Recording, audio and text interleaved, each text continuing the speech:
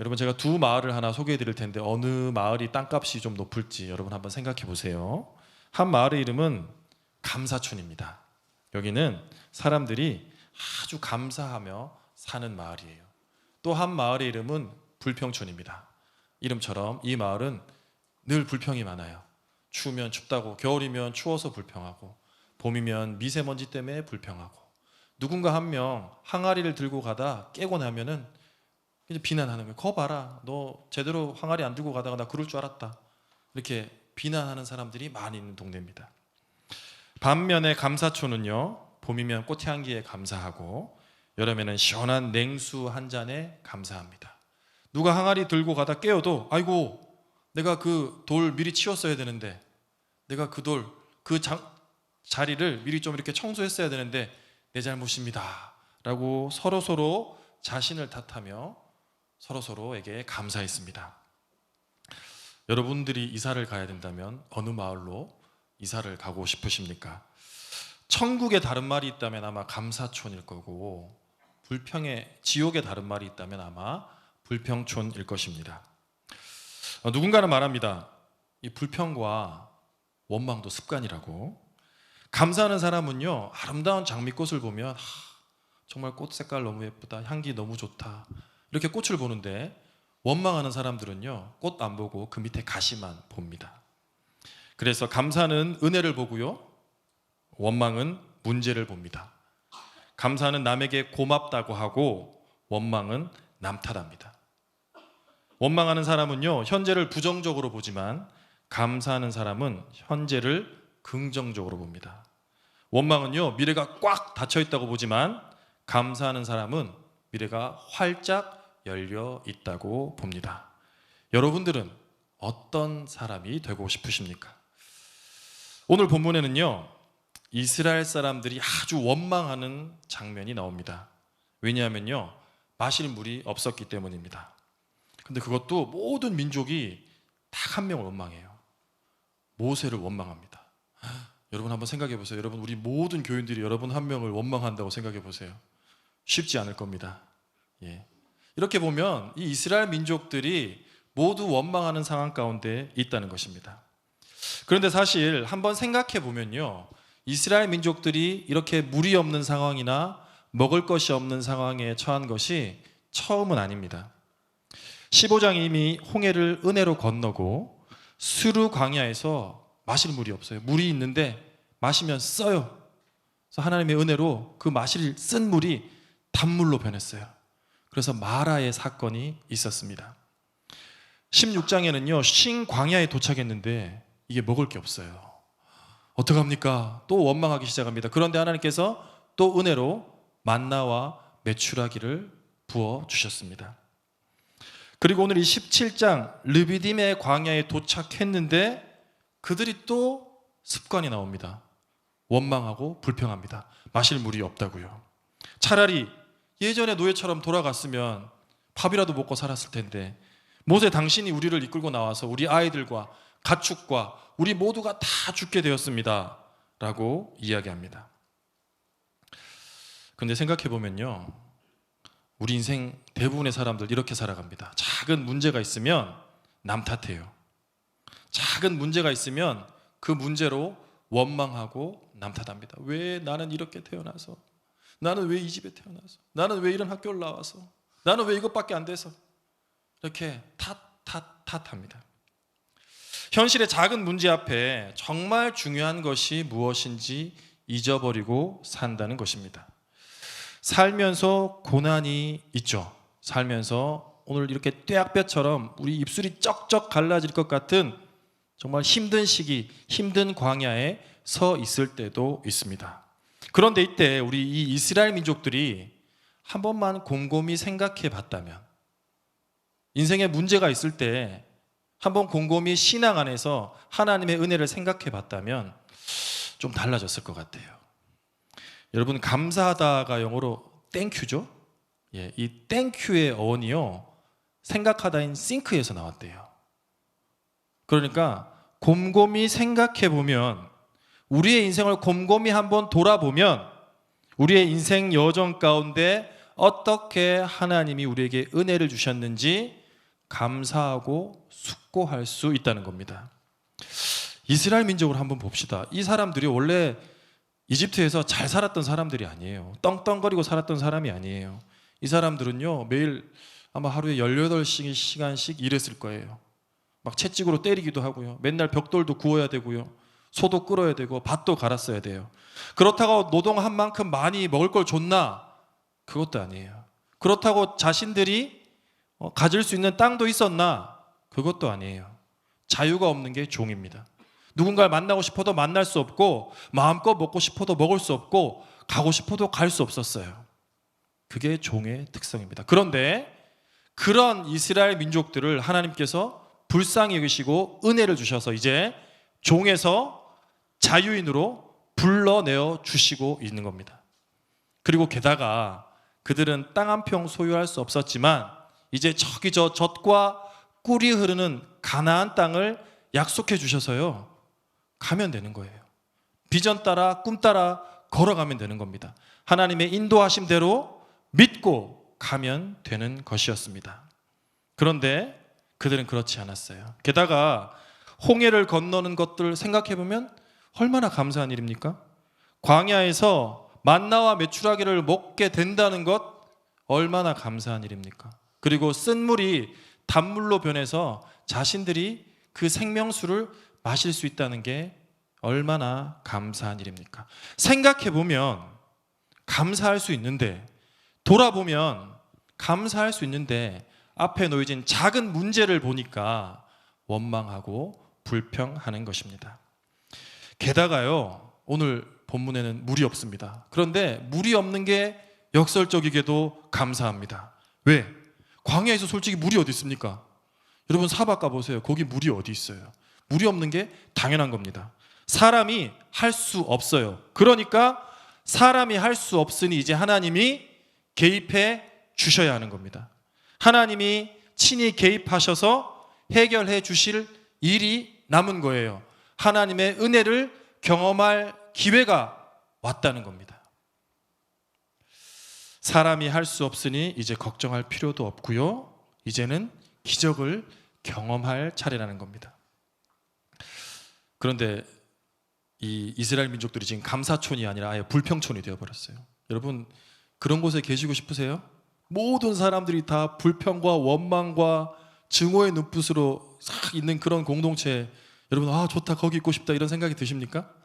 아닐 거예요. 모세도 엄청 힘들었을 거예요. 그런데 모세는요, 그렇게 사람들이 원망했을 때 어떻게 했는가? 모세는 하나님께 부르짖었습니다. 하나님께 기도했습니다. 이게 영적인 리더의 자질인 것 같아요. 영적인 리더는 무엇입니까? 모든 사람들이 하나님을 원망하고 하나님이 안 계시다고 할 때 하나님 편에 서서 아니다, 하나님 진짜 살아계신다, 내가 보여줄게, 아니다, 내가 하나님께 기도할게, 그렇게 하는 사람이 영적인 리더입니다. 백성들이 하나님을 믿지 못하고 모세를 믿지 못하고 원망하고 있을 때 모세는 하나님께 부르짖어 기도했습니다. 자, 여기서 중요한 것이 있습니다. 영적인 리더는요, 여러분 지도자는요, 모든 것을 알고 대책을 제시하는 사람이 아닙니다. 영적인 지도자는 문제가 있고 고난이 있을 때 하나님 앞에 무릎 꿇고 기도하고 하나님의 뜻을 묻는 사람이라는 것입니다. 그랬더니요, 하나님께서 야 모세 그래도 너는 내 편이구나 이렇게 어여삐 여기셔서 알려주세요. 그 지팡이 가지고 반석을 빵 때려라. 그러면 거기서 물이 나올 거다. 여러분 한번 생각해 봅시다. 여러분 그 엄청난 인원이 물을 마시려면요, 우리 보통 이 수도 꼭지에 틀어서 나오는 물로는 한 1년 걸릴 것 같아요. 다 마시려면은. 그죠? 그러니까 한번 상상해 보세요. 반성을 팍 치니까 바위에서 물이 막 폭포수처럼 꽉꽉 쏟아져 나오는 거예요. 생명수가. 그래서 사람들이 와, 그 원망과 불평을 하다가 그 물을 막 마셔요. 다 마시고 나서 와 너무 시원하다. 다 마시고 나서는 제 생각에는 분위기가 숙연해졌을 거예요. 아, 내가 조금만 5분만 말 참을 걸. 내가 조금만 그 마음 품지 말 걸. 아유, 괜히 내가 그 말 해가지고. 약간 이스라엘 민족들이 부끄러웠을 겁니다.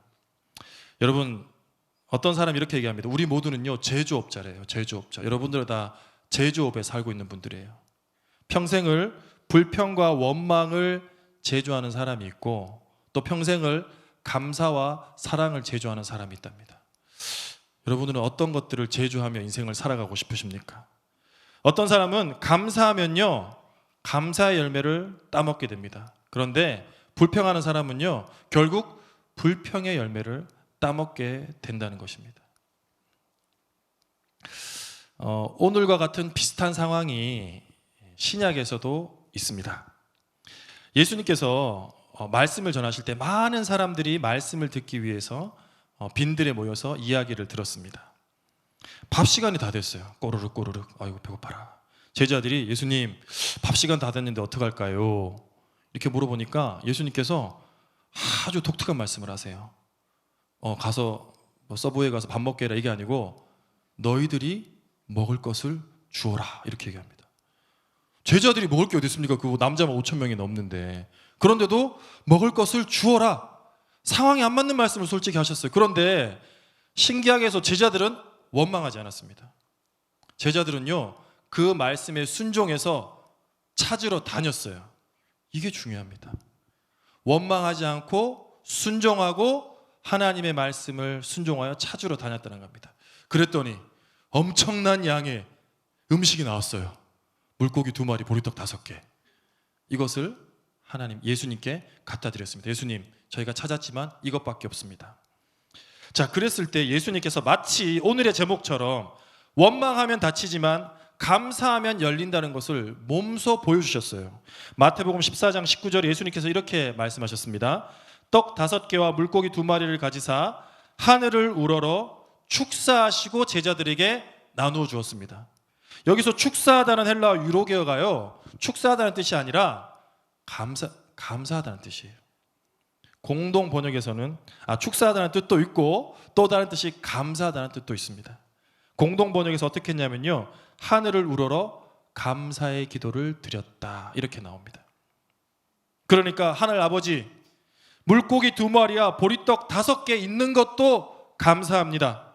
그 빈들에 그 시간에 그거 먹지 않고 남겨 있는 게 감사합니다. 그것이 기적입니다 라고 하나님께 감사의 기도를 드리고 그것을 드렸더니 사람들에게 나누었더니 남자만 5천 명이 먹는 기적이 일어난 것입니다. 사랑하는 성도 여러분, 원망하면요 현실을 봅니다. 그런데 감사하면 미래를 봐요. 원망하면요 환경을 봅니다. 그러나 감사하면 하나님을 봅니다. 원망하면 기적을 인정하지 않습니다. 그러나 감사하면 기적이 일어납니다. 원망하면 조급하지만 감사하면 참고 인내합니다. 원망하면 기적이 막히지만 감사하면 기적이 일어난다는 것입니다. 우리들 앞에 주어진 문제가 무엇이든 간에 그 문제를 보지 말고 그 문제를 원망하지 말고 이미 풀어주시고 해결해 주실 하나님을 믿고 신뢰하며 감사할 때 하나님께서 풀리는 역사, 은혜의 역사, 회복되는 역사를 주실 줄로 믿습니다. 다시 한번 본문으로 돌아오겠습니다. 모세가 지팡이로 반석을 팍 치니까 물이 막 쏟아졌다 그랬잖아요. 모두가 그 물을 마셨다 그랬잖아요. 그렇게 다 물을 마신다는 것은요 죽음에서 생명을 얻었다는 거예요. 그죠? 죽음에서 생명을 얻었어요. 그래서 신약 성경에는 이 사건을 뭐라고 이야기하냐면 신령한 음료를 반석에서부터 먹었고 그 반석이 바로 예수 그리스도다라고 이야기하고 있습니다. 그렇습니다. 여러분, 우리가 정말 마지막 끝까지 감사해야 될 기도의 제목들이 있다면, 감사해야 할 것이 있다면 예수님이 우리의 구원자가 되신다는 거예요. 저와 여러분들이 솔직히 뭐가 이쁩니까? 여러분들이 자랑할 것이 뭐가 있습니까?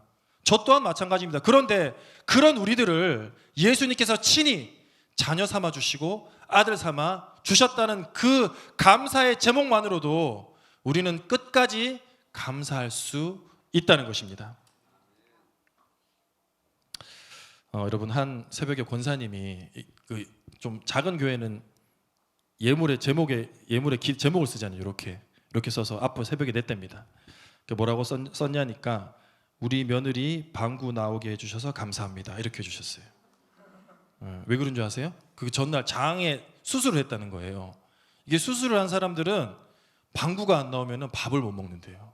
그래서 그 며느리가 시어머니 앞에서 방구를 어떻게 낍니까? 아무리 배가 아파도 얼마나 참았겠어요. 힘들었겠지만 그래도 방구가 뽕 이렇게 나오니까 그거 감사하다고 예물을 드렸다는 거예요. 여러분들 남편이 방구 끼면 감사합니다 하세요. 네. 남들에게는 여러분들에게는 평범한 일이지만요. 남들에겐 그것이 너무나 감사해야 할 기도의 제목일 수도 있습니다. 여러분들이 평범하게 누리는 그 일상이 남들에게는요. 평생 한 번에 있을까 말까한 감사한 일이라는 겁니다. 그러니 여러분 언제나 원망과 감사 가운데 무엇을 택하시겠습니까? 여러분 돌아보면 얼마나 감사합니까? 여러분 가운데 이렇게 부부의 연을 맺어주신 하나님의 은혜에 감사하고 여러분 이렇게 귀한 자녀들이 있는 것 감사하고 이 한소망교회 이렇게 좋은 환경에서 이렇게 좋은 찬양과 말씀을 들을 수 있는 것도 감사합니다. 여러분 돌아보면요 정말 감사할 것밖에 없습니다. 여러분 그때는 힘들 것 같지만요 돌아보면 감사해요. 바꿔 생각해보면요 앞으로 일어날 모든 일들 또한 여러분 인생에서 감사의 기도 제목이 될 줄로 믿습니다. 여러분 그러므로 여러분 모두가 오늘부터 감사하기를 결단합시다. 미국 속담 중에요 행복은 언제나 감사의 문으로 들어와서 불평의 문으로 나간대요. 저는 좀 다르게 이야기하고 싶습니다. 우리의 은혜는 언제나 감사의 문으로 들어와서요 불평의 문으로 나가요. 믿음은 감사의 문으로 들어왔다가 불평의 문으로 슝 나갑니다. 그러므로 원망하면 다치고 원망하면 나간다는 것을 기억하십시오. 반대로 감사하면 열리고 감사하면 회복된다는 것을 기억하십시오. 오늘부터 감사하기로 결단하는 예수님의 그 복음 안에서 감사의 삶을 살기로 결단하는 한소망교회의 교우들이 되시기를 주님의 이름으로 간절히 빌겠습니다. 기도하시겠습니다. 하나님 아버지 원망하기보다는 감사하게 하는 우리들 되게 하여 주십시오. 주어진 환경을 보지 말고 하나님 보게 해 주십시오. 주어진 상황이 어떠하든 모든 문제를 해결해 주실 하나님을 바라보며 미리 매일매일 감사하게 해 주십시오. 원망과 불신을 내려놓고 순종과 감사의 마음을 가지게 해 주십시오. 예수님의 이름으로 기도합니다. 아멘.